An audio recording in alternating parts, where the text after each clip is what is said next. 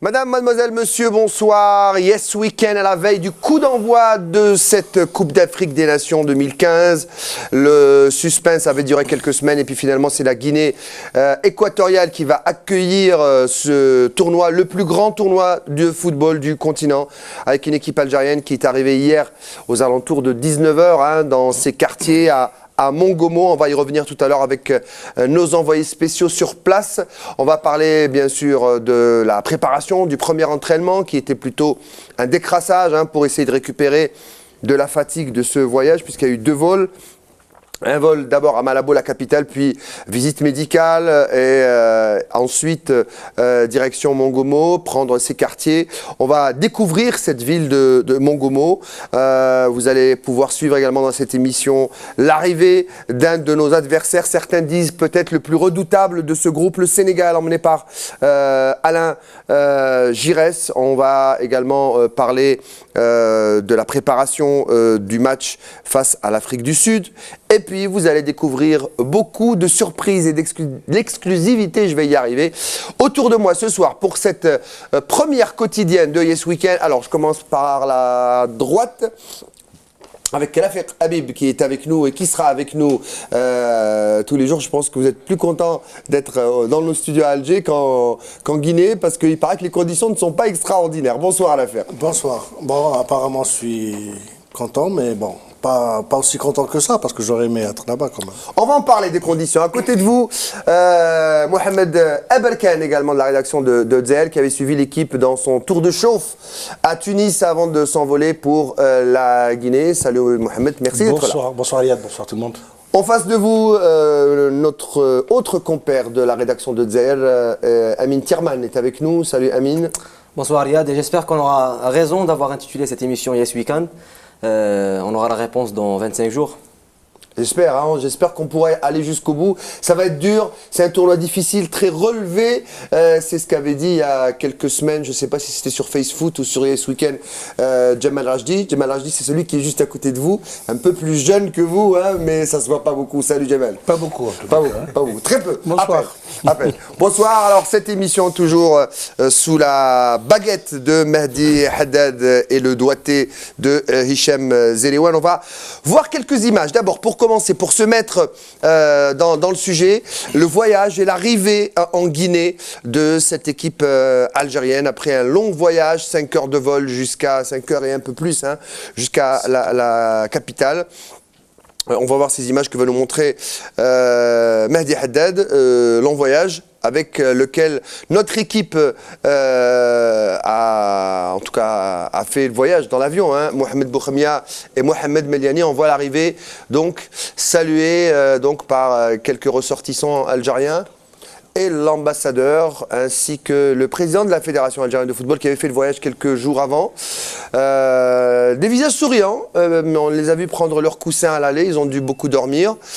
Gourcuff, lui, qui était assez content, on va l'entendre dans quelques instants, assez content du climat qui régnait, je parle du climat météorologique, il pensait qu'il y avait beaucoup d'humidité.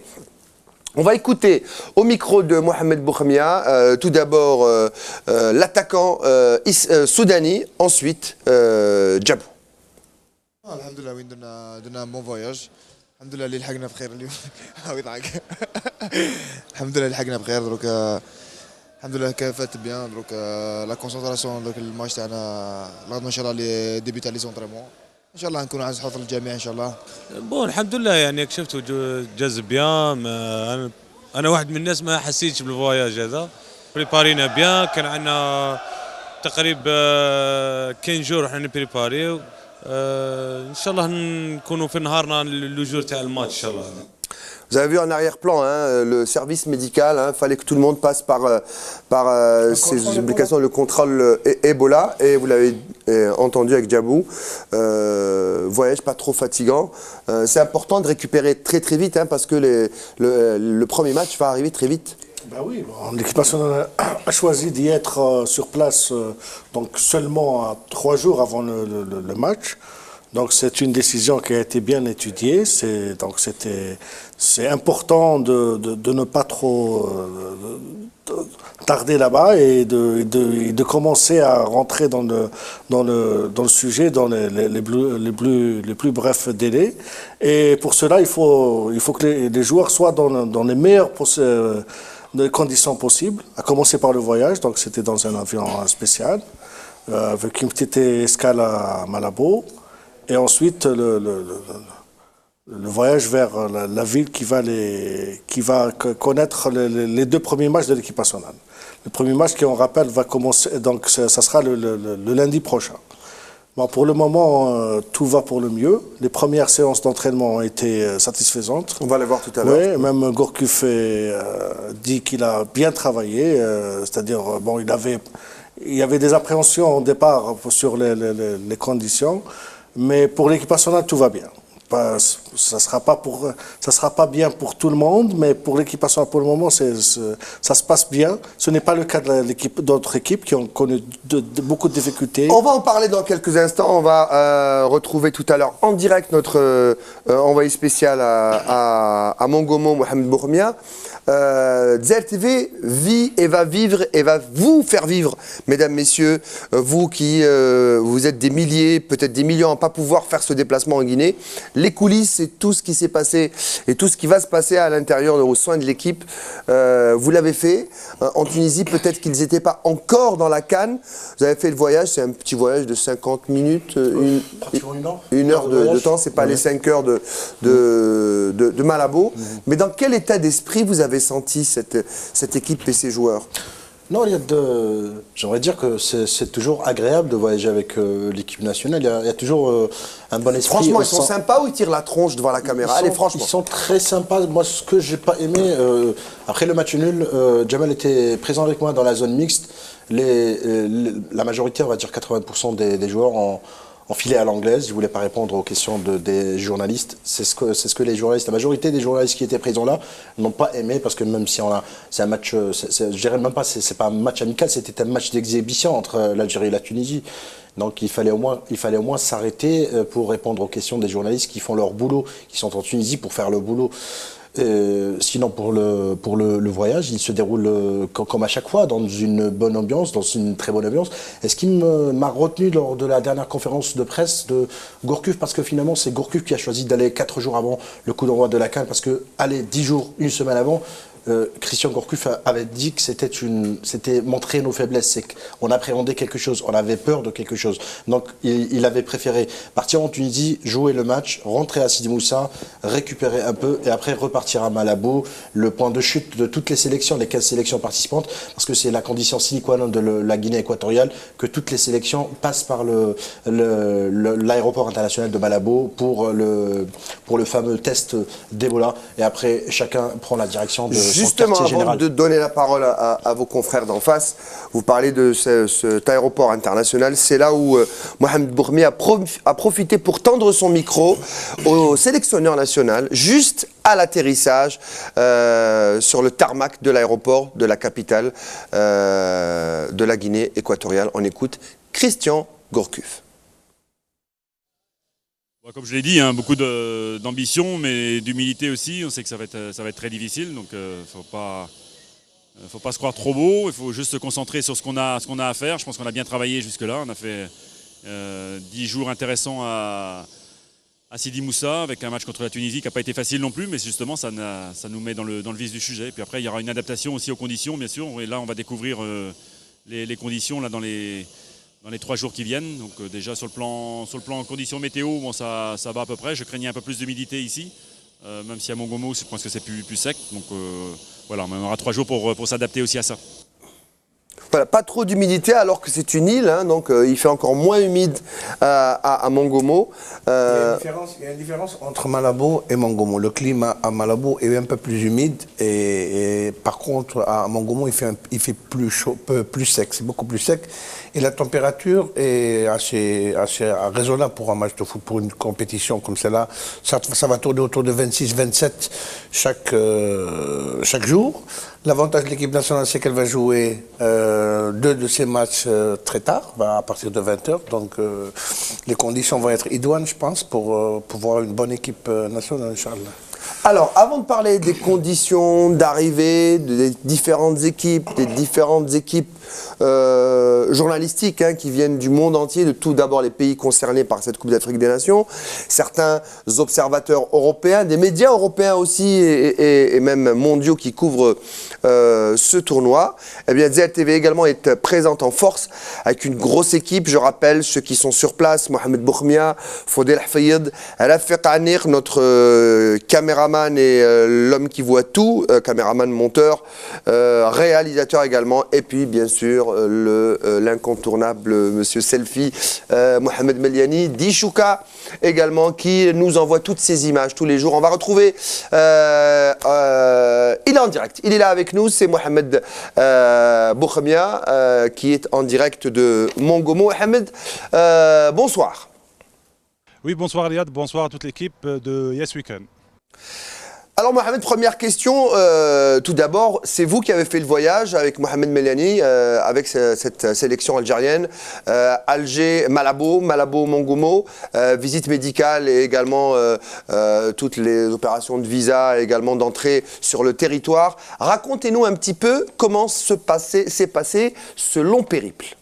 Oui, un long périple qui a duré 7 heures, puisque l'équipe nationale a fait un escale à Malabo, la capitale, pour subir le contrôle médical exigé par la Confédération africaine de football et les autorités équato-guinéennes. Le voyage s'est déroulé dans de bonnes conditions, dans une bonne ambiance, à rigoler beaucoup. Les joueurs étaient très détendus. On a senti ce plaisir au sein du groupe national et cette joie de vivre ensemble, de voyager ensemble, cette envie de vouloir relever de nouveaux défis ensemble, celui de conquérir le titre. On va parler maintenant, Mohamed, si vous voulez bien, de cette énigme, de cette ville de Mongomo. On l'a vu tous dans le tirage au sort. On avait peur de tomber dans une petite ville, petit stade. Ce stade qui est encore en train d'être rénové. On a posé une pelouse et le stade est encore en train d'être repeint. Parlez-nous de cette ville. Comment l'équipe algérienne est arrivée, comment elle a pris ses quartiers et dans quelle ambiance vit la ville de Mongomo à quelques heures du coup d'envoi de la CAN. Oui, l'équipe nationale est basée à l'hôtel Aquacam, l'un des meilleurs établissements hôteliers à Mongomo, une ville qui se trouve à quelques encablures seulement de la frontière gabonaise. La ville du président Théodore Obiang Nguema. Eh bien, la veille du coup d'envoi de cette Coupe d'Afrique, c'est encore loin d'être la fête. À Mongomo, l'ambiance de la CAN est presque inexistante, hormis quelques panneaux qui font la promotion de la compétition. Ça n'a en tout cas rien à voir avec la ferveur qu'a connue la ville en 2012, selon bien sûr les gens de Mongomo.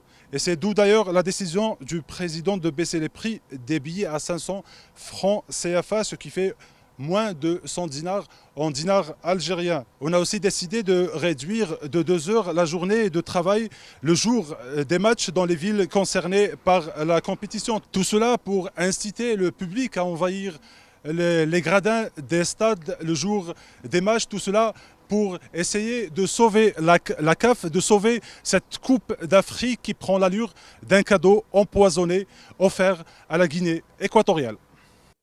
Mohamed Boukhmia, je rappelle que vous êtes en direct pour ZLTV à Mongomo, la ville qui va abriter les 2 premiers matchs de la sélection.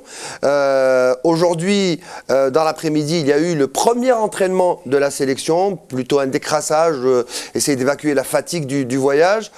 Comment s'est passé cet entraînement dans ce terrain de réplique que d'ailleurs Yazid Mansouri, notre invité la dernière fois, avait un petit peu peur de la qualité du terrain. Comment s'est passée la séance d'entraînement ?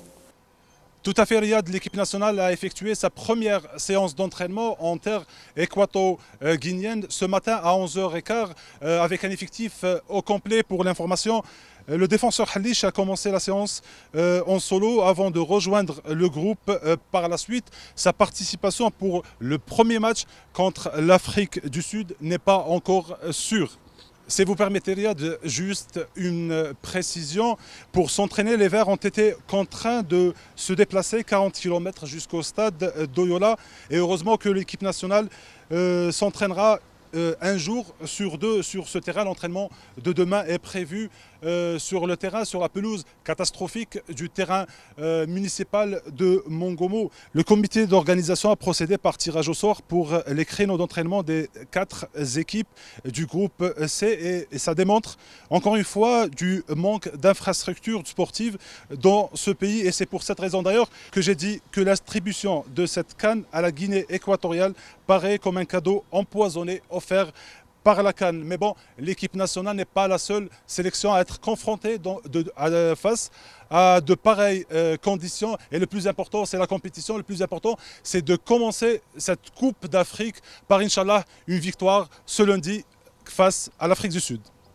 Merci Mohamed Boukhamia et il faut aussi rappeler que celui qui tient la caméra c'est Mohamed Milani. Merci à vous, on se retrouve demain hein, bien sûr pour un autre direct depuis Mongomo dans Yes Weekend, vous l'avez entendu hein, messieurs, voyage assez agréable, hein, on le savait tous, mais ce qui est le plus frappant, c'est ce qu'a dit Mohamed Boukhamia, c'est cette absence complètement d'ambiance de Coupe d'Afrique dans cette ville de Mongomo, presque ville morte. On voit très peu de supporters qui sont là, ils ne sont pas concernés dans un groupe C où il y a l'Algérie, très peu de lieux d'hébergement. D'ailleurs l'équipe ZTV a eu beaucoup de mal hein, à trouver et à poser ses quartiers pour les studios sur place. Comment ça s'est passé par exemple pour compétition? Pareil, on a trouvé beaucoup de difficultés pour s'installer, disons définitivement. Donc il y a eu beaucoup de va-et-vient avant de trouver je dirais le coin idéal. Et encore, c'est pas encore idéal, loin d'être idéal. Donc disons que c'est une petite ville qui n'offre pas beaucoup de possibilités pour l'hébergement. Il n'y a pas beaucoup d'hôtels.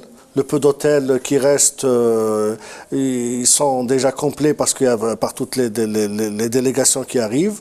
Donc il y a d'autres solutions, c'est d'aller s'installer chez l'habitant, comme on dit dans le jargon touristique, chez les particuliers.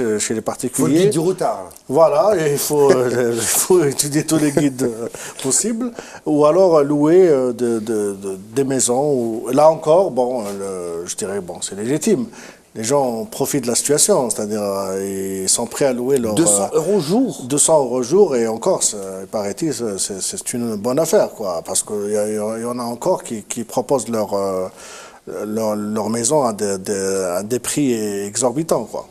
Bon, en disant que pour le moment, et puis il n'y a pas que ça, il y a le problème d'Internet aussi, il n'y a pas encore le haut débit, et les autorités promettent il n'y a même pas d'eau quelquefois, ouais, y a pas coupure d'électricité. Ben oui, bon, nos amis tunisiens ont vécu cette expérience dans leur propre hôtel, c'est-à-dire où il y a eu une coupure d'électricité, une coupure d'eau, etc., et qui n'étaient pas à Mongomo, c'était ils sont... à Bata, je crois. Les bébés. Voilà, donc c'est... Bon, on s'attendait un peu à toutes ces difficultés. On ne peut pas improviser une Coupe d'Afrique en 2 mois, c'est clair. L'Afrique que nous aimons, l'Afrique est notre continent, mais on le dit souvent, c'est ça aussi l'Afrique. Amin Thierman, on a parlé de conditions pour les journalistes, mais ce n'est pas que pour les journalistes, même pour certaines délégations d'équipes participantes. Il y a eu des situations vraiment très compliquées pour certaines équipes qui sont arrivées en Guinée. Oui, de toute façon, on savait, pour les journalistes, on s'attendait un peu à ce qu'il y ait des conditions très difficiles. Quand on sait que même des sélections comme Rafik Habib l'a anticipé, par exemple la Tunisie qui a souffert de coupures d'électricité, ce qui est grave en 2015 dans un pays qui abrite la Coupe d'Afrique des Nations, un tournoi aussi important que celui-là.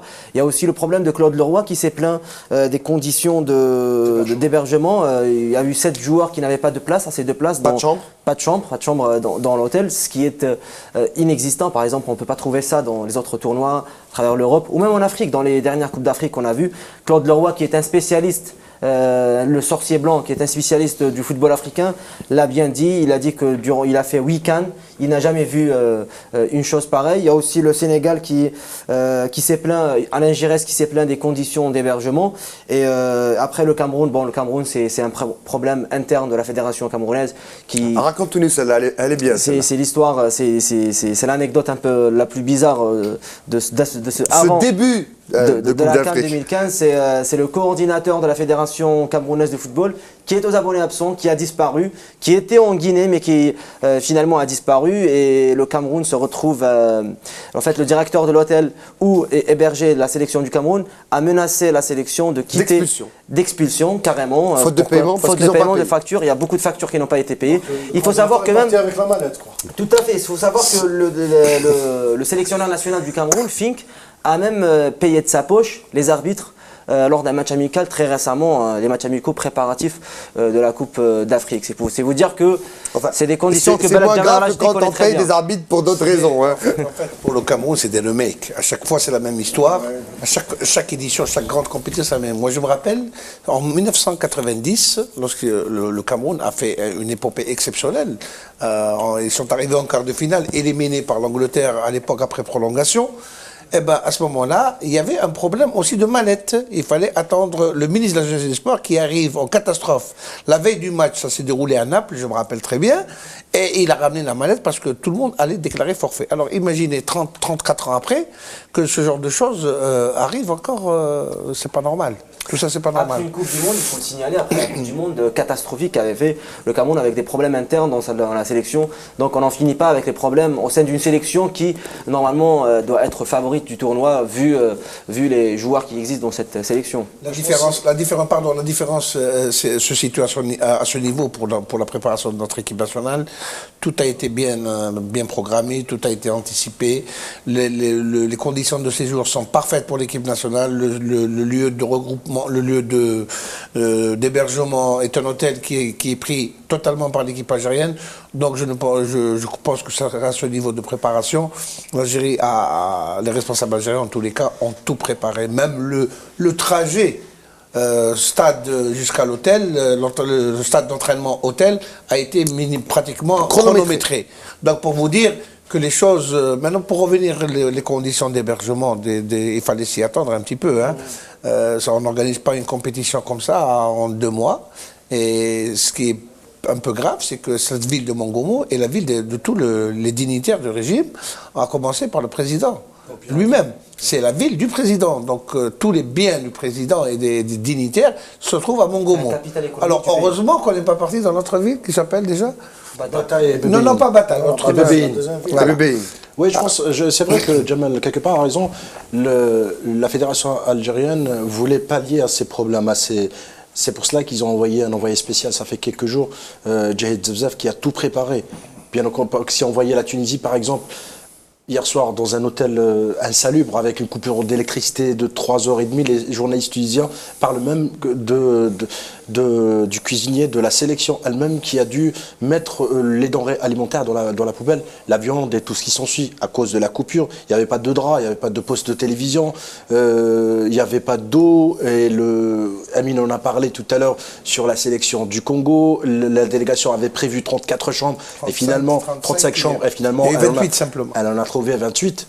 C'est vrai qu'il y a de quoi s'enflammer, et il connaît l'Afrique. Est-ce qu'il faut espérer, messieurs, que ça s'améliore dans les jours qui suivent, ou est-ce que ça va un peu trop vite pour la Guinée? Je pense, Eliade, qu'il ne faudrait pas qu'on crache sur la soupe, il ne faudrait pas qu'on soit ingrat. Déjà que la Guinée a sauvé cette CAN et a sauvé la CAN, on donne 60 jours à un pays pour préparer une Coupe d'Afrique, c'est pas facile. Mis à part la sélection nationale de la Guinée équatoriale, reste 15 sélections. Il faut les héberger, les terrains annexes d'entraînement, les terrains là où les matchs officiels vont se tenir. Donc je pense qu'on doit pas demander trop à cette Guinée équatoriale. Et même s'il y a une différence entre Malabo et par exemple Mongomo, c'est sûr que tout a été concentré dans la capitale Mongomo et plutôt la capitale Malabo, et Mongomo fait ce qu'elle peut pour l'instant.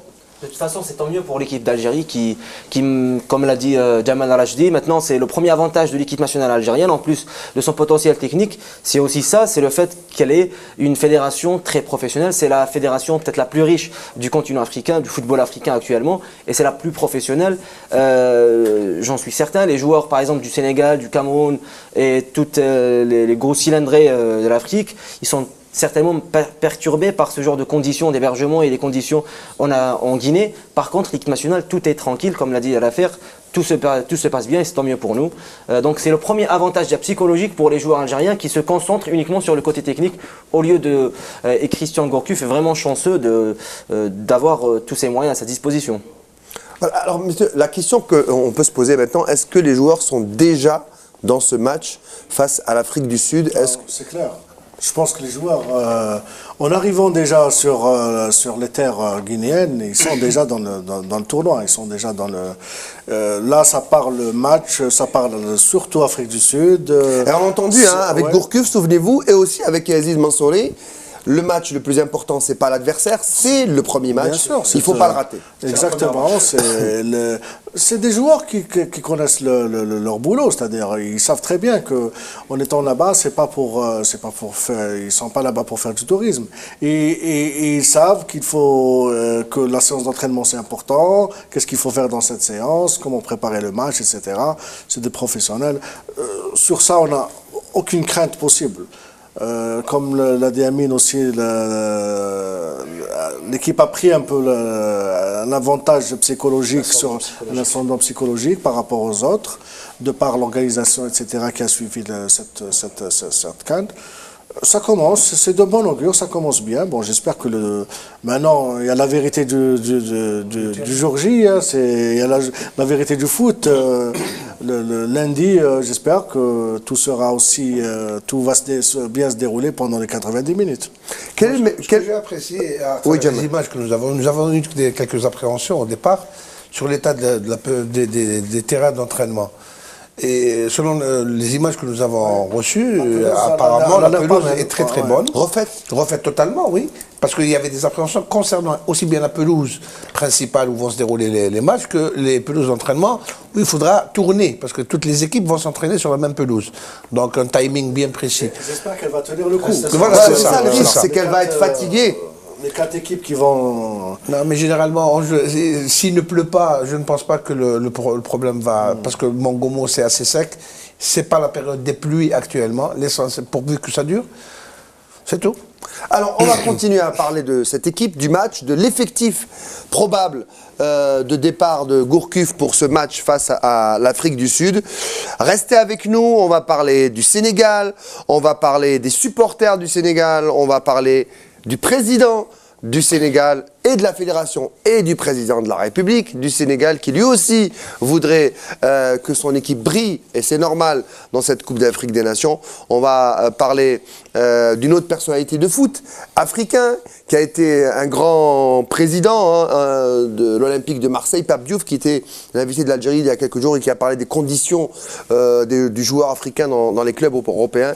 Mais surtout, mesdames, messieurs, restez avec nous parce qu'après la pub, il y aura une interview exclusive de celui qui peut-être sera un des hommes de cette Coupe d'Afrique des Nations. J'ai nommé Yassine Brahimi exclusivement pour Dzer TV. Pub.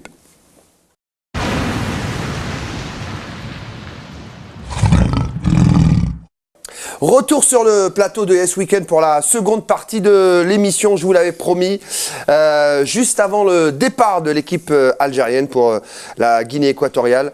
Dzer TV et Yes Weekend a rencontré en exclusivité le meneur de jeu de l'équipe nationale, celui qui peut-être aurait pu ou aurait dû, selon, être le meilleur joueur africain de l'année. J'ai nommé Yassine Brahimi. Je vous propose quelques instants d'une longue interview que vous pourrez suivre sur l'antenne de Dzer TV dans la rubrique Les coulisses de l'équipe nationale. Yassine Brahimi, en quelques mots.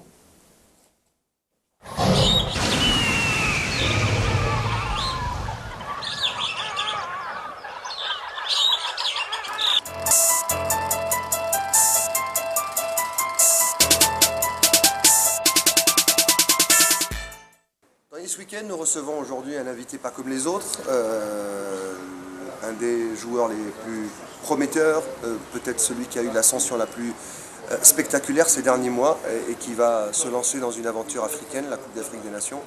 Et c'est Brahimi qui nous accorde ce petit entretien. Merci d'abord Yassine d'avoir accepté l'invitation de Dzer TV de Yes Weekend. Non, merci à vous, pas de problème, c'est avec plaisir.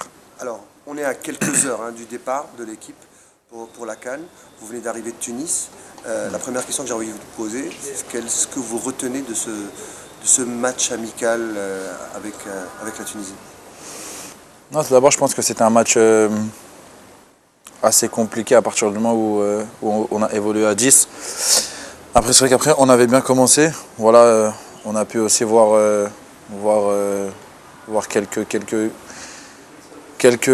détails à régler, à travailler d'ici le premier match de cette Coupe d'Afrique. Donc voilà, Inch'Allah, la confiance sera là lundi prochain contre l'Afrique du Sud. Et voilà, enfin, je pense qu'il nous reste encore quelques jours pour travailler, pour peaufiner encore quelques détails. Inch'Allah, on sera prêt lundi prochain. Christian Gourcuff a dit un match amical me suffit, la Tunisie c'est pas loin, ça va pas fatiguer les joueurs, le stade est bon. Il a préparé une copie, très certainement avec vous avez travaillé à Sidi Moussa. Cette expulsion de Kadamouro, euphorique, parce qu'il y a quelques jours il n'était même pas dans la liste des 23, il se retrouve à la CAN, il marque un but, et puis il s'oublie un petit peu, ça arrive à n'importe quel joueur, et puis le match bascule. Est-ce que ça a chamboulé toutes les cartes de Christian Gourcuff, sans rentrer dans les détails Non, bien sûr. Pour revenir sur cet épisode, bien sûr que ça c'est arrivé à Kadamouro comme ça aurait pu m'arriver, comme ça aurait pu arriver à n'importe quel joueur. Voilà, je pense que toujours dans sa carrière fait des erreurs. Voilà, aujourd'hui c'est pas seulement un joueur, c'est toute l'équipe qui doit corriger certaines choses. Donc voilà, maintenant je pense que ça remet rien en cause. Voilà, le groupe est fort mentalement et surtout très soudé. Donc voilà, pour nous c'est déjà derrière nous. Voilà, on est concentré pour cette Coupe d'Afrique, pour ce premier match, car on va prendre match par match. Et voilà, Inch'Allah, on répondra présent de la meilleure manière possible contre l'Afrique du Sud. Cette équipe, on sent qu'il y a un groupe. C'est vrai qu'il y a des individualités, il y a de bons joueurs, il y en a qui sont très bons. Il y a peut-être, même si ça ne doit pas vous mettre la pression, mais peut-être le meilleur joueur, c'est vous. En tout cas, c'est ce qui se dit ces derniers mois. Même si au niveau de la CAF, on vous a sorti du top 5 déjà et ça n'a pas beaucoup plu. Je suppose qu'on vous a déjà posé cette question. Je ne vous la reposerai pas. Cette Coupe d'Afrique des Nations, pour vous, est-ce que c'est une pression ou est-ce que c'est une motivation?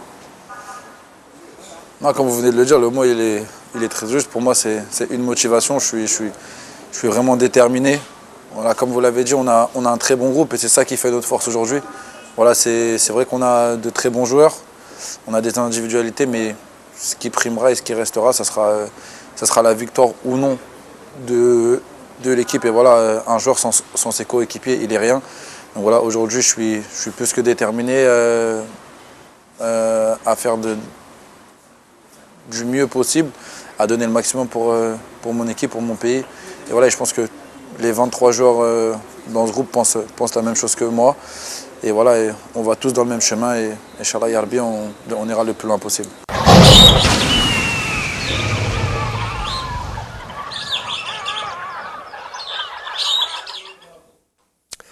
Yassine Brahimi qui a très gentiment répondu à notre question. Je rappelle que vous pourrez suivre l'intégralité de cette interview dans la rubrique Les coulisses de l'équipe nationale qui passe tout au long de la journée sur l'antenne de Dzel. Vous l'avez entendu, très humble hein, ce joueur, d'une gentillesse incroyable. Et il dit, un joueur n'est rien sans l'équipe. En aparté, avant l'interview, il me disait... Un Lionel Messi au Barça et un Lionel Messi en sélection, c'est pas du tout le même joueur. Dans cette équipe, je m'exprime, j'aime jouer, je me sens bien et sans eux, je ne serais rien. Et il écarte complètement cette idée de meilleur joueur africain. Ce qui l'intéresse justement et sa motivation, c'est cette Coupe d'Afrique des Nations. C'est le titre pour l'équipe. Moi, je pense que Brahimi, d'abord, au-delà de ses qualités techniques, il a des qualités humaines exceptionnelles. C'est un très gentil garçon, très humble aussi. Il ne ramène jamais à lui la couverture, comme on le dit dans le jargon arabe. C'est un gars qui est très coopératif aussi sur le terrain, très comment dirais-je, au-delà de ses qualités individuelles, il joue pour le collectif également. Je pense que il joue pas perso. Il joue pas perso. Au-delà de toutes ses qualités, c'est un type qui joue pour le collectif d'abord. Et après, il y a le geste technique qui fait la différence. Son geste technique qui fait la différence et qui peut placer n'importe lequel de ses coéquipiers dans des positions idéales, comme ça a été le cas en Coupe du Monde ou lors des éliminatoires de la CAN 2015. Je pense que c'est un joueur sur lequel est articulé tout le jeu de l'équipe nationale. Et c'est pour ça qu'il faut souhaiter que Brahimi tire son épingle du jeu et qu'il ne soit pas l'objet de matraquage comme il a été même en match amical contre les Tunisiens. Ça n'a pas été facile pour lui. Heureusement qu'il n'y a pas eu de bobo. Voilà, parce qu'il a reçu pas mal de coups. À l'affaire, vous avez posé la question à Christian Crocuf à l'époque, ou Thierman, ou les deux, je ne me souviens pas.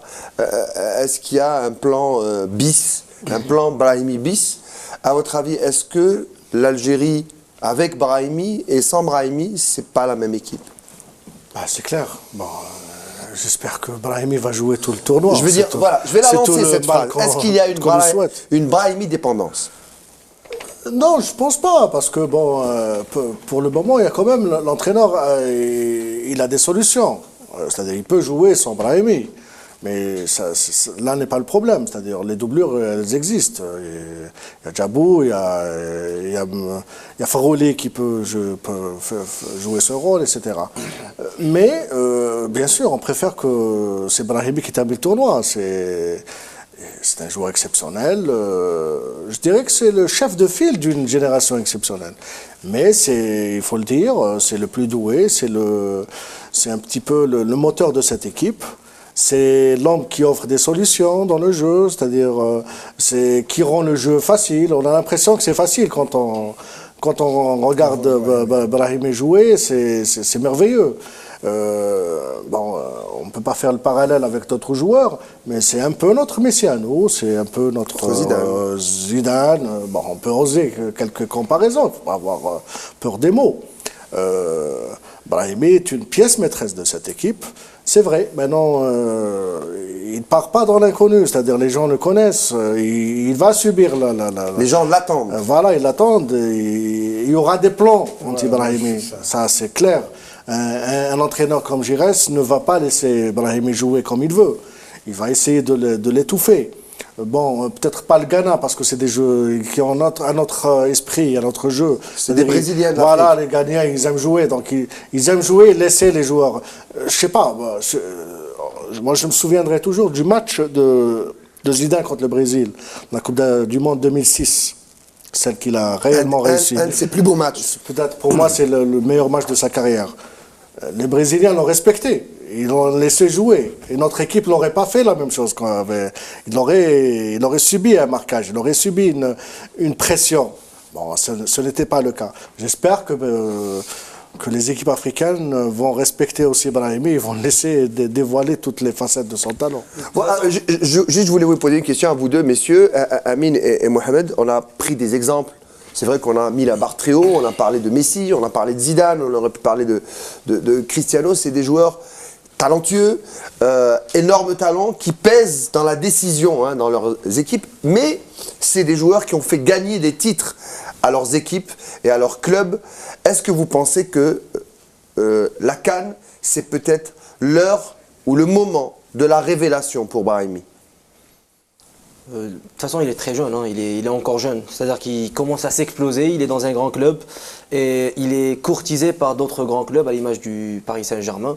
Il y a la Ligue des Champions, il n'y a pas que la CAN. C'est-à-dire qu'il n'y a pas que la CAN. Il est en 8e de finale, il joue de la Ligue des Champions. Les Suisses de Bâle. Il peut tout basculer, c'est-à-dire qu'en 2-3 matchs en Ligue des Champions, s'il marque encore des buts, s'il fait d'autres gestes techniques comme il sait le faire, il peut exploser encore plus. Et moi, j'aimerais revenir sur ce qu'a dit Al-Affaire, par exemple. Moi, franchement, j'aimerais bien s'il y a un plan anti-Brahimi, c'est-à-dire que tous les défenseurs seront focalisés sur Brahimi, ça laisserait des espaces pour d'autres joueurs, parce qu'on a maintenant, on a tendance à l'oublier, mais on a quand même un Farouli qui est très bon physiquement déjà, c'est le joueur dont on compte beaucoup, comme on l'a vu en Coupe du Monde. Il y a aussi le jeune Mahrez qui est considéré actuellement par la presse européenne comme un joueur susceptible d'être une des révélations de cette Coupe d'Afrique. On parle plus de Mahrez que de Brahimi, parce que maintenant Brahimi on le connaît, c'est un joueur qui est jeune et qui est courtisé par l'AS Rome, c'est pas rien. Et donc ça laisserait des espaces à des joueurs pareils. Et puis voilà, en plus Yacine Brahimi c'est quelqu'un qui énerve la défense. On sait le style de jeu qui aspire la défense. Le style de jeu des Africains, c'est très costaud et ils aiment pas forcément, ils se retrouvent pas dans de meilleures conditions quand ils sont avec des joueurs. Arbitrage, il y aura beaucoup de coups francs qui seront très intéressants. Exactement, parce qu'il va les énerver, ils vont être très durs avec lui, ils vont être très agressif avec lui, c'est tant mieux pour nous. À condition qu'il ne se blesse pas. Décisif à votre avis? Il a été décisif déjà. Il a été, il le sera toujours. C'est vrai que c'est un peu philosophique, mais dans le foot, on n'a pas le temps. En même temps, on a le temps, mais en même temps, on n'a pas le temps. C'est un peu philosophique. Mais ce qu'a dit Thierman, moi, ce que j'ai peur, s'il y a un plan anti-Brahimi, c'est que l'Algérie ne jouera pas. Parce que c'est le seul apte, le seul capable à faire circuler le ballon. Moi, des fois, je suis d'accord avec je suis entièrement d'accord. Quand on parle de doublette, ok, moi je suis d'accord. Vous faites rentrer Kadir, vous faites rentrer, comme a dit l'affaire Abdelmoumene Djabou. Mais est-ce que ces joueurs ont le même volume de jeu que Yassine Brahimi, qui est le seul sentinelle de cette équipe? On le retrouve en défense, on le retrouve au milieu de terrain. On peut trouver des solutions, on peut pas. À titre d'exemple, donc c'est facile. On va mettre un plan anti-Brahimi, c'est fini. Nous avons eu 2 cas. Le premier, c'est contre le Mali.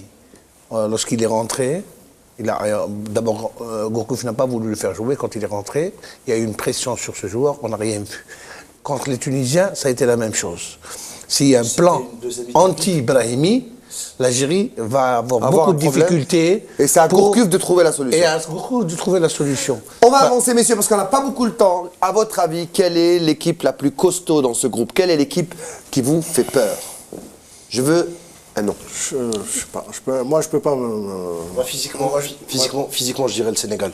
Moi, je pense que le premier match sera très important. Si l'Algérie gagne avec la manière en plus, ce serait un bonus qui va donner confiance à l'équipe. Et à ce moment-là, je ne pourrais pas dire qu'il y aura un adversaire plus fort que l'Algérie à ce moment-là, parce qu'elle aura déjà fait, même si c'est pas automatiquement mais elle prendra une longueur d'avance. L'Afrique du Sud, il faudra se méfier. Afrique du Sud. Avec Papi Cissé et les autres, moi je pense que le Sénégal est une équipe qui revient de loin. On va voir quelques images de l'arrivée du Sénégal, puisque Mohamed Bourmia est également allé à l'atterrissage de l'avion du Sénégal. On va voir les images. L'arrivée de cette équipe. Jamel parlait de bien négocier l'entame de Coupe d'Afrique, c'est-à-dire qu'il faudra arriver à ce match du Sénégal dans les meilleures conditions possibles. Il faut engranger des points. On voit là Alain Giresse, l'ancien meneur de jeu avec Michel Platini des champions d'Europe 84, si je ne me trompe pas, et une foule de supporters sénégalais qui, eux, ont fait le déplacement. Dans quelques instants, on va écouter justement la réaction de certains joueurs de cette équipe du Sénégal et également les supporters qui sont venus en nombre supporter les Lions de la Teranga. On va écouter les joueurs du Sénégal. Non, pour l'instant, on n'est pas encore positionné, donc on va attendre de bien arriver à l'hôtel, de bien se reposer et on en reparlera demain. Tous les adversaires sont difficiles à prendre, donc voilà, on va prendre les matchs les uns après les autres et après on verra. Et une équipe d'Algérie? Ouais, c'est une bonne équipe aussi qui a fait la Coupe du Monde, donc ça va être difficile, mais voilà, on va faire ce qu'il faut. L'Algérie et le Sénégal, on pense que c'est les meilleures équipes qui vont qualifier de cette poule. Tout ça joue sur le terrain. On va voir quand même, ça sera un match, un spectacle. C'est un bon match qui sera à Sénégal-Algérie. Nous avons des joueurs qui ont de très bons talents et qui prouvent, qui sont capables de prouver. En Sénégal, c'est Benoît d'Algérie. Et voilà donc les images africaines et cette émission Yes Weekend qui respire l'Afrique et qui est, regardez les couleurs autour de nous, aux couleurs de l'Afrique. L'affaire qui me disait en off, c'est quelque chose qui me manque. Combien de cannes à votre actif? 8. 8 cannes. Vous auriez mieux encore vivre celle-là? Bien sûr. Oui. Il est exactement comme Claude Leroy. Ah, 8 qui a fait 8 cannes en tant que responsable technique. Lui, il a fait en tant que journaliste. Oui, quand il rentre chez lui, il a sa chambre, lui. C'est sûr. Qui va retrouver sa chambre. Moi, je suis à moi un petit peu. Moi, je trouve que cette équipe du Sénégal, c'est l'équipe qui a été la plus impressionnante dans les qualifs, comme nous. Donc, ça ne veut pas dire grand-chose. J'aime pas du tout cette... Je vais te corriger un petit peu, si tu permets. Elle n'a pas été impressionnante. Elle a été dominée par les Tunisiens, aussi bien à Dakar qu'à Tunis. Le seul match référence qu'elle a fait, c'était à Dakar contre l'Égypte. Bon, le retour, ils ont bien géré. Ouais. C'était le match de la dernière chance pour l'équipe moyenne égyptienne. Mais la Tunisie les a dominés bien. Maintenant, reste à savoir s'il y aura certains joueurs qui sont incertains, qui vont être de la partie, notamment Mané de Southampton, voilà, qui est un excellent élément. Un excellent attaquant. Il y a aussi Jamel Dembaba qui n'a pas, été Dembaba, convoqué. Qui n'a pas fait le déplacement. C'est Giresse qui a fait le choix. Il y aura quand même Moussasso de Fenerbahçe et Papis Cissé, l'attaquant de Newcastle. C'est une équipe quand même, on n'a pas tendance à... on n'en parle pas beaucoup, mais c'est des joueurs très confirmés qui jouent Moi, j'y notamment dans crois les pas championnats trop, anglais. non. Je me rappelle de ce match historique, match même référence de la Côte d'Ivoire. Il y avait des joueurs comme Drogba, comme Gervinho. Contrairement à la Côte d'Ivoire, un entraîneur comme Alain Giresse qui peut se passer d'un élément comme Dembaba, c'est-à-dire qu'il a un groupe. Eux aussi, ils n'oublient pas qu'il y a en face Ferrouli qui joue à Valence, Brahimi qui joue à Porto et tous les attaquants et joueurs de la sélection algérienne. Mais est-ce que vous pensez vraiment qu'une équipe nationale, une sélection, c'est des noms, c'est des clubs ou est-ce que c'est vraiment un groupe qui sait vivre ensemble et qui sait jouer ensemble? Il y a des joueurs qui font la différence, qu'on le veuille ou pas. C'est-à-dire quand tu as un joueur exceptionnel, qu'il soit dans son club ou dans une équipe nationale, il fait la différence. Maintenant, il est vrai qu'une sélection, c'est pas comme un club. C'est-à-dire le bon joueur qui joue en Europe ne s'exprime pas forcément comme il fait dans son club. Arrivé en équipe nationale, c'est d'autres conditions, il va jouer avec d'autres, un autre jeu, un autre entraîneur. Et une sélection, c'est pas un club. C'est-à-dire, il n'y a pas un grand volume de jeu, il n'y a pas beaucoup d'automatisme. Les rares équipes qui ont beaucoup d'automatisme entre elles, c'est celles où les joueurs jouent dans le même club, comme l'Égypte avant. C'était une des équipes maintenant. Voilà, aujourd'hui. En termes de volume de jeu, l'Algérie a un volume de jeu très important qui peut concurrencer n'importe quelle équipe européenne. Honnêtement, on parle de fluidité dans le jeu. Parlons de volume de jeu, justement. Vaïd, lui, a complètement raté sa CAN. Il n'a pas passé le premier tour. Finalement, donc, il n'a pas vécu longtemps. Il n'a pas eu un vécu dans cette CAN, qui est une compétition longue. Si jamais Gourcuff fait déjà l'exploit de sortir de ce groupe de la mort et que son équipe monte en puissance, est-ce que, justement, cette équipe algérienne ne va pas encore améliorer son niveau de jeu? Moi, je pense que la première erreur qu'avait faite Aliouzic en partant en Coupe d'Afrique, c'était l'avant-préparation, l'avant-CAN, c'est-à-dire la préparation où il a encaserné complètement l'équipe pendant plus de 20 jours. C'était la première équipe à arriver. Équipe à arriver et qui a été pratiquement embrigadée. Et ça a étouffé dans un pays, dans un endroit très... Maintenant, Gourcuff a retenu les leçons. Le président Lawalawa a retenu cette leçon. D'abord, c'est lui qui a conseillé. D'abord, nous avons, avec Sidi Moussa, un lieu d'entraînement apte à répondre à toutes les exigences. Il nous fallait simplement 4 ou 5 jours pour l'acclimatation, et c'est bon.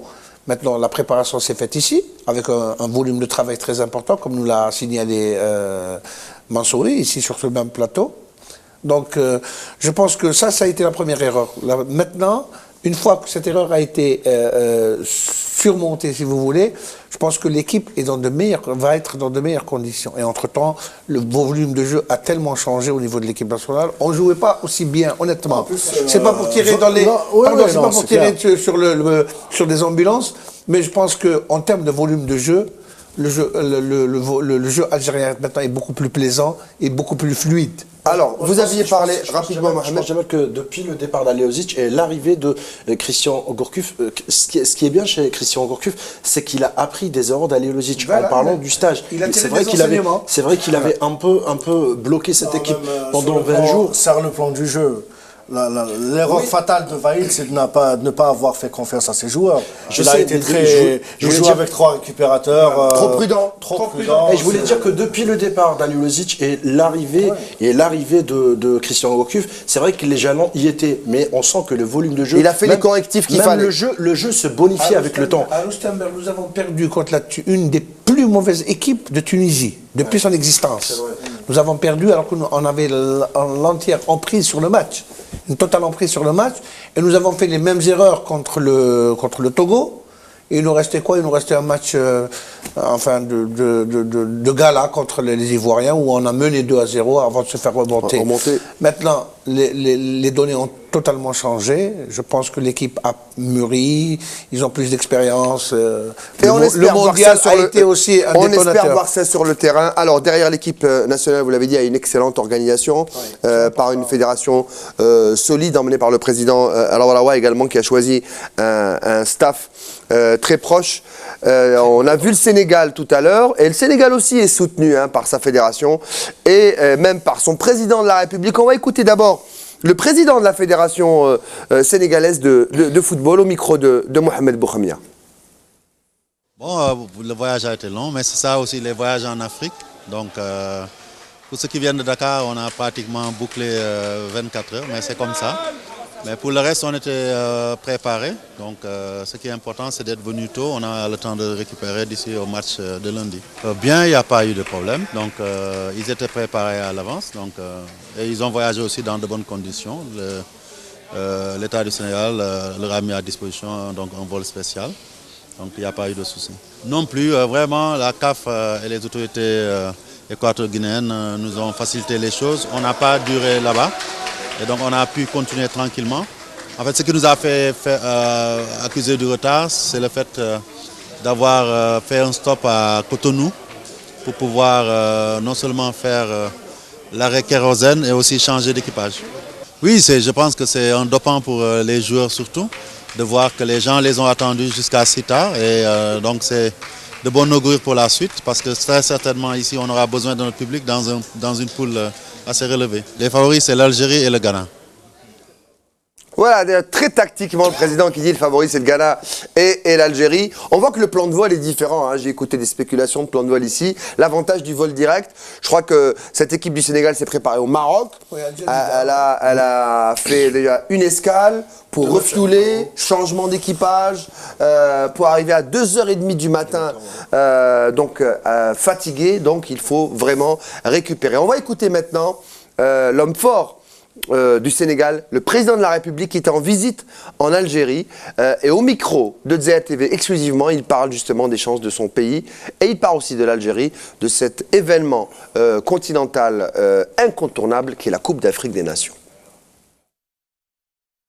Je viens de remettre le drapeau national à l'équipe de Lyon de la Teranga. Il faut que ce drapeau soit maintenu haut. Je sais que l'Algérie a une très grande équipe et aussi une tradition de football. Nous avons malheureusement tous, nous sommes dans ce qu'on peut appeler, en tout cas une poule, le groupe de la mort, puisque c'est de grandes équipes, l'Algérie, l'Afrique du Sud, le Ghana et le Sénégal. Donc, mais je vais vous réserver des surprises parce que nous avons une jeune, mais alors très très forte équipe cette année. Donc moi mon pronostic est clair, je crois que pour une fois j'espère que le Sénégal prendra la Coupe d'Afrique des Nations. Voilà donc le président Macky Sall, président de la République du Sénégal, qui lui a les cartes sur table, hein, et c'est normal, lui aussi il veut la gagner cette CAN. Lui qui ne l'a, le Sénégal, hein, qui ne l'a jamais gagné, oui.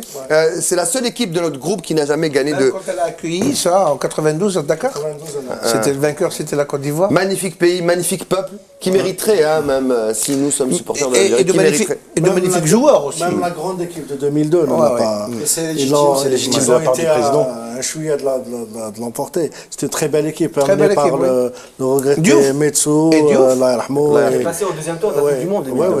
On va terminer, messieurs, parce qu'il ne nous reste plus de temps, par une déclaration sur les conditions, justement, des joueurs africains qui quittent, justement, pour l'appel, j'allais dire sous les drapeaux presque, hein, pour aller représenter leur pays dans une des plus belles compétitions au monde, parce que le football africain, qu'on le veuille ou non, même si la FIFA n'accorde encore que 5 nations en Coupe du Monde, la CAN reste un spectacle qui s'améliore d'année en année. À chaque fois, ce n'est pas les CAN de 74, des 78 et des années 80. C'est vraiment du très beau football. C'est des joueurs de très haut niveau et qui sont pas considérés à leur juste valeur. Parfois, ils perdent leur place de titulaire. Parfois, ils sont menacés par leur club. On écoute l'ancien président de l'Olympique de Marseille, Pape Diouf, au micro de ZEP TV dans une conférence de presse. Les joueurs africains sont effectivement l'objet de chantage. Ils sont l'objet d'intimidation aussi quand il s'agit pour eux de répondre à la sélection, à la convocation de leur équipe nationale.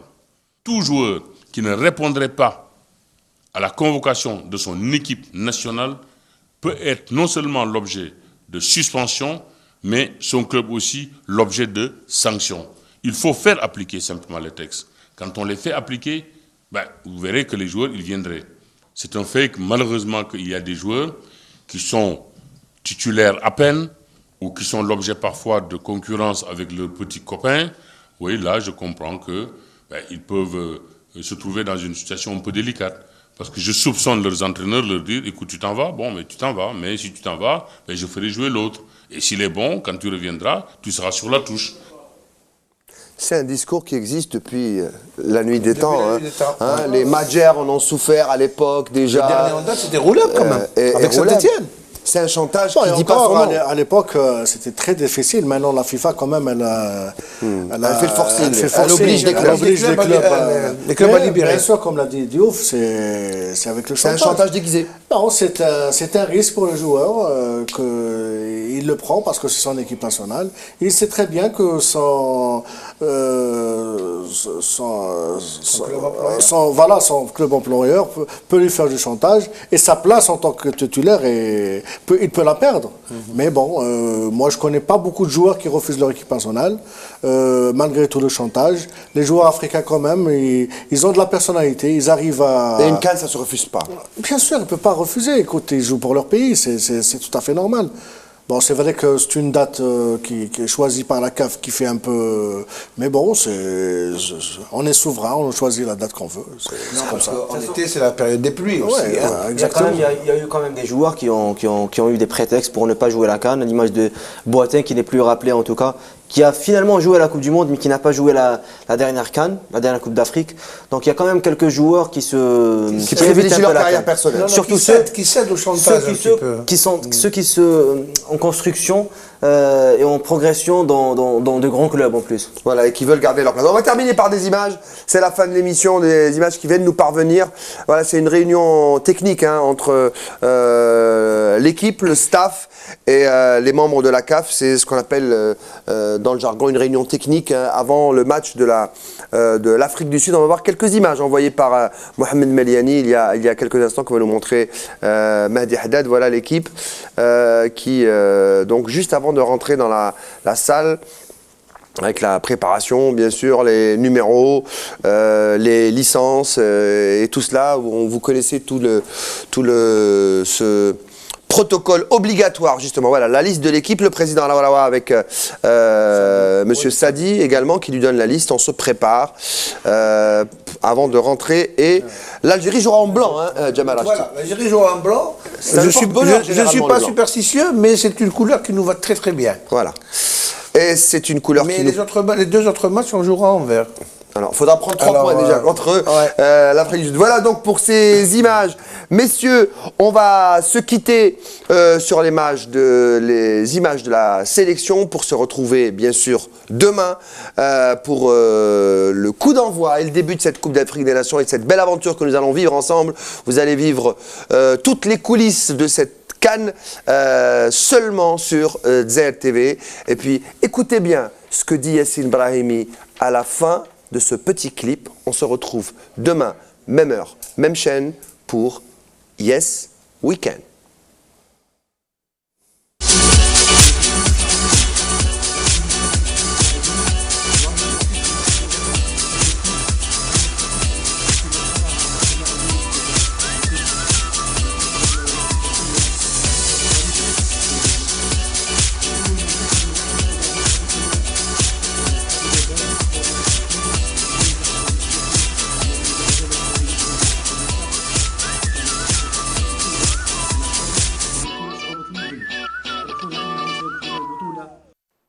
Yes, we can.